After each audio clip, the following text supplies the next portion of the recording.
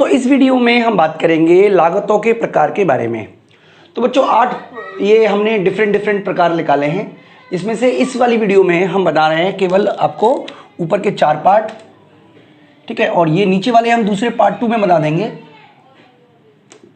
तो बच्चों मैं आपको बता देता हूं कि जो पार्ट 2 होगी वो हमारी प्राइवेट वीडियो होगी, जो कि आपको हमारी ऐप विष्णु इकोनॉमिक्स स्कूल में मिल जाएगी। वहां पर आपको UG, PG, UGC NET, UPSC और भी कई तरीके के कोर्सेज मिलेंगे, टेस्ट सीरीज मिलेगी, साथ ही साथ आपको वीडियो नोट्स मिलेंगे।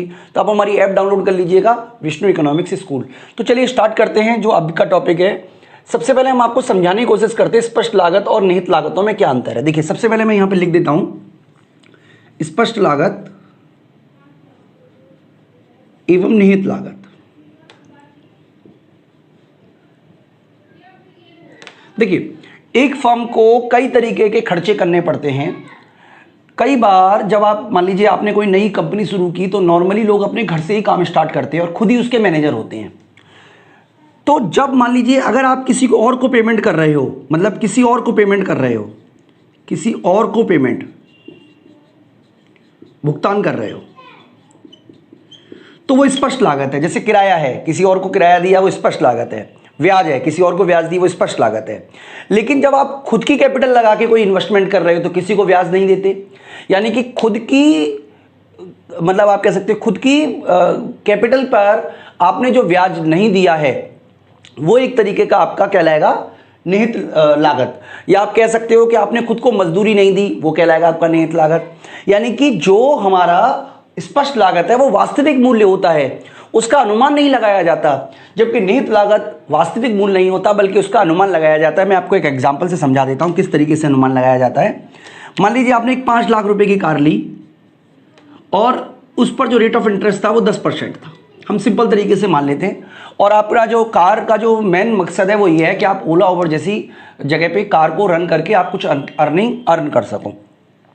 अब मान लीजिए आपने 2 हिस्से कर दिए, 4 लाख रुपए खुद की जेब से दिए और 1 लाख रुपए अपनी जेब से भरा। तो 10% इंटरेस्ट रेट है, हम सिंपल मान लेते हैं कि एफडी पे भी 10% है और लोन भी 10% में मिल रहा है। तो इसका मतलब हर महीने अगर हम सिंपल इंटरेस्ट रेट निकालें तो आपको 40,000 रुपये ब्याज के रूप में देना पड़ेगा। ठीक है, 4 लाख का 10% आपने निकाल लिया, 40,000 रुपये देना पड़ेगा।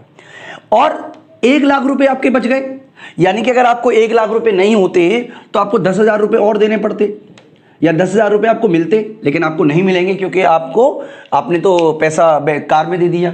तो ये जो 10,000 है ये ब्याज है, ब्याज का मूल्य है। लेकिन क्योंकि आप इसको किसी को भुगतान नहीं कर रहे हो इसलिए ये जो है ये आपकी निहित लागत है। ठीक है, मान लीजिए मैं अपने ही घर में ये वीडियो बना रहा हूं, अगर मेरे पास मेरा घर नहीं होता तो डेफिनेटली मुझे 10,000 15,000 रुपए में कोई रूम किराए पे लेना पड़ता। तो इसका मतलब ये जो है 10,000 15,000 रुपए मैंने बचाए, ये मेरी निहित लागत है। सिंपल शब्दों में कहें तो स्पष्ट लागत का मतलब होता है वो लागत जिसका पेमेंट हम किसी और को करते हैं, जिसका भुगतान हम किसी और को करते हैं और ये वास्तविक मूल्य होता है। और निहित लागत वो होता है जिसका भुगतान हम दूसरों को नहीं करते, इसलिए इसका केवल अनुमान ही लगाया जाता है जब हम लागत को जब हम लागत का अनुमान लगाते हैं तब। ठीक है बच्चों, अगला जो टॉपिक है वो है लेखांकन लागत। देखिए लेखांकन लागत क्या होता है मैं आपको समझा देता हूँ। अकाउंटिंग कॉस्ट बोलते हैं इसको। लेखांकन लागत वो होती है जिसका हम भुगतान किसी और को कर रहे हैं। मान लीजिए आपने क्या किया, जो पैसा जैसे मान लीजिए स्वयं को मजदूरी तो आपने अकाउंट में दिखाया ही नहीं। ठीक है, मैं आपको एक एग्जांपल से समझाता हूं। और आर्थिक लागत, इन दो का मतलब मैं आपको एक एग्जांपल से समझाने की पूरी कोशिश करूंगा। मान लीजिए मैंने एक कंपनी खोली जिसमें मेरी 10,000 रुपये की कमाई है, इनकम है। ठीक है, और मेरा जो खर्चा है वो मान लीजिए 20,000 रुपये, या मान लीजिए खर्चा जो है वो 5,000 रुपये का है। तो कितने रुपए का प्रॉफिट हुआ? तो प्रॉफिट हुआ 5,000 रुपये का। लेकिन अगर मैं आपसे कहूं कि मेरे को 25,000 रुपये का लॉस हो रहा है, तब आप इसे क्या कहेंगे? भाई कमाई 10,000 रुपये की, खर्चा 5,000 का, लेकिन लॉस 25,000 का। देखिए इकोनॉमिक्स कंसेप्ट को समझने की कोशिश कीजिएगा। इकोनॉमिक्स में ये जो कमाई है ये मेरी आगम कहलाती है, और ये मैंने जो खर्च किया ये मेरी लेखांकन कॉस्ट है। यानी कि लेखांकन मतलब ये हुआ कि ये वो पैसा है जो हमने रिकॉर्ड में लिखा हुआ है। इसका मतलब एक तरीके से लेखांकन लागत का मतलब हुआ एक तरीके का स्पष्ट लागत। लेकिन मान लीजिए कि मेरा खर्चा है 25,000 5,000 का, लेकिन इसके अंदर वो भी तो शामिल है 25,000 जो मैं अगर कहीं नौकरी करता तो मुझे मिलता, लेकिन क्योंकि मैं अपना काम कर रहा हूं इसलिए मुझे नहीं मिलेगा। इसका मतलब ये हुआ कि ये एक तरीके की अपॉर्चुनिटी कॉस्ट है जो मुझे खोनी पड़ रही है, क्योंकि एक तरीके की अवसर लागत है जो मुझे खोनी पड़ रही है क्योंकि मैं अपना काम चला रहा हूं। तो इसका मतलब ये जो मेरा, अगर मैं इसको भी जोड़ दूं, यानी कि स्पष्ट लागत में मैं अपनी निहित लागत भी जोड़ दूं तो मेरी जो कुल लागत होगी वो 30,000 रुपये होगी। बच्चों समझ में आया कंसेप्ट? इसका मतलब जब हम इकोनॉमिक्स की बात करते हैं तो इकोनॉमिक्स में केवल स्पष्ट लागत को शामिल नहीं किया जाता, बल्कि स्पष्ट लागत के अलावा निहित लागत को भी शामिल किया जाता है, जिसके अंतर्गत सामान्य लाभ भी शामिल होता है। तो कई जगह अगर आप बुक्स देखोगे तो उसमें सामान्य लाभ को अलग से जोड़ा हुआ है, ठीक है। कई बुक्स में केवल इन दोनों को जोड़ के ही आर्थिक लागत निकाली हुई है। तो मेरे हिसाब से तो ये दोनों ही आर्थिक लागत कहलाएंगी, क्योंकि सामान्य लाभ जो होता है वो ऑलरेडी निहित लागत में शामिल होता है। यानी कि इतना प्रॉफिट और मिलना चाहिए जितना कि काम चल जाए, वो निहित लागत का ही हिस्सा है। तो स्पष्ट लागत आपको क्लियर हो गया, और निहित लागत हो गया, लेखांकन लागत, आर्थिक लागत। अब हम बात करते हैं बच्चों मौद्रिक लागत और वास्तविक लागत की। देखिए मान लीजिए कि मैं, एक मार्केट है यहाँ पे और मार्केट से मैं सब्जी लेकर आया, ठीक है। सब्जी लाने की जो कॉस्ट है, मान लीजिए सब्जी लाने की जो कॉस्ट है, मान लीजिए 10,000 रुपये की सब्जी लाया, तो ये मेरी लागत है, इसको लागत बोलते हैं बच्चों। लेकिन ये लागत जो है ये मौद्रिक लागत है। मौद्रिक लागत का मतलब है ये वो पैसे हैं जो मैंने खर्च किए सब्जी को खरीदने में, इसमें लेकिन उसको शामिल नहीं किया गया जो मुझे दुख या पेन हुआ है। देखिए आपको बात समझनी पड़ेगी, एक उद्यमी जो है, उद्यमी मतलब जो बिजनेस चला रहा है, वो 4 चीज़ों को इकट्ठा करता है, श्रम भी लाता है, पूंजी को भी इकट्ठा करता है, ठीक है, इसके अलावा भूमि को भी मैनेज करता है, और भी कई तरीके के रिस्क जो वो बियर कर रहा होता है। अगर आप इसको केवल जो पेमेंट कर रहे हो केवल उसको कंसीडर करोगे तो उसको बोलते हैं बच्चों मौद्रिक लागत।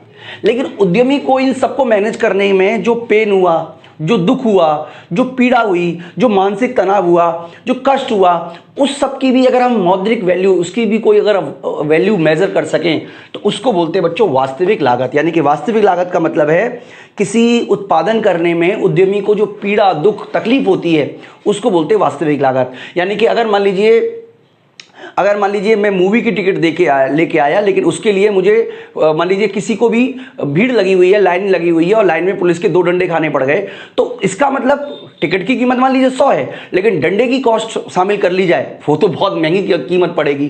तो इसको बोलते हैं बच्चों वास्तविक लागत, यानी कि जो उद्यमी को बियर करनी पड़ती है या किसी व्यक्ति को बियर करनी पड़ती है उत्पादन की प्रक्रिया के दौरान। अल्पकालीन और दीर्घकालीन लागत के बारे में भी हम बात कर लेते हैं बच्चों। देखिए सबसे पहले अगर हम बात करें अल्पकालीन लागत की, अल्पकालीन लागत, तो अल्पकाल में 7 तरीके की लागत होती है, TC, TVC, TFC, AC, AVC और एएफसी, और साथ ही साथ एमसी, ठीक है। दीर्घकाल में केवल 3 ही लागत होती है, टीसी, एसी और एमसी। यानी कि अल्पकाल का समय वो होता है जिसमें केवल और केवल हम जितने भी साधन हैं उसको स्थिर साधन और परिवर्तनशील साधन में डिवाइड कर सकते हैं। तो अल्पकाल में स्थिर साधन और परिवर्तनशील साधनों पर जो पैसा खर्च किया जाता है उसको अल्पकालीन लागत कहते हैं। अल्पकालीन लागत 7 तरीके की होती है, जिसको हम डिटेल वीडियो बना के आपको समझा देंगे। मैं उम्मीद करता हूँ कि आपको कंसेप्ट समझ में आ जाएगा, ठीक है। बहुत डिटेल कराएंगे, इन सब की डेफिनेशन कराएंगे, इनके बीच में रिलेशन कराएंगे, उनके कारण बताएंगे, सब कुछ हम इसमें बताने की कोशिश करेंगे। इसके अलावा बच्चों दीर्घकाल में 3 तरीके की लागत होती है, टीसी, एसी, एमसी। इनके बारे में भी बच्चों हम अलग अलग वीडियो बना देंगे तीनों पे। दीर्घकाल में क्या होता है, दीर्घकाल में सभी साधन परिवर्तनशील होते हैं, इसलिए कोई भी स्थिर लागत नहीं होती है, इसलिए परिवर्तनशील लागत और कुल लागत के बीच का अंतर खत्म हो जाता है, इसलिए इसको कुल लागत कहा जाता है। तो इसके बारे में भी हम डिटेल वीडियो बनाएंगे। तो दीर्घकालीन लागत वो होती है जो दीर्घकाल में खर्च की जाती है, और अल्पकाल में जो खर्च की जाती है वो अल्पकालीन लागत है। तो अल्पकाल में 7 तरीके की लागत होती है, दीर्घकाल में 3 तरीके की लागत होती है। परंपरावादी अर्थशास्त्र, परंपरावादी अर्थशास्त्रियों के अनुसार। इसके अलावा बच्चों लागत का एक आधुनिक सिद्धांत भी है, वो भी आपको हमारे वीडियो कोर्स के अंदर मिल जाएगा। चलिए ये तो हमारे 4 पॉइंट कंप्लीट होते हैं। अभी इतना ही करा रहे हैं इस वीडियो में, अभी के लिए इतना ही बच्चों, थैंक यू।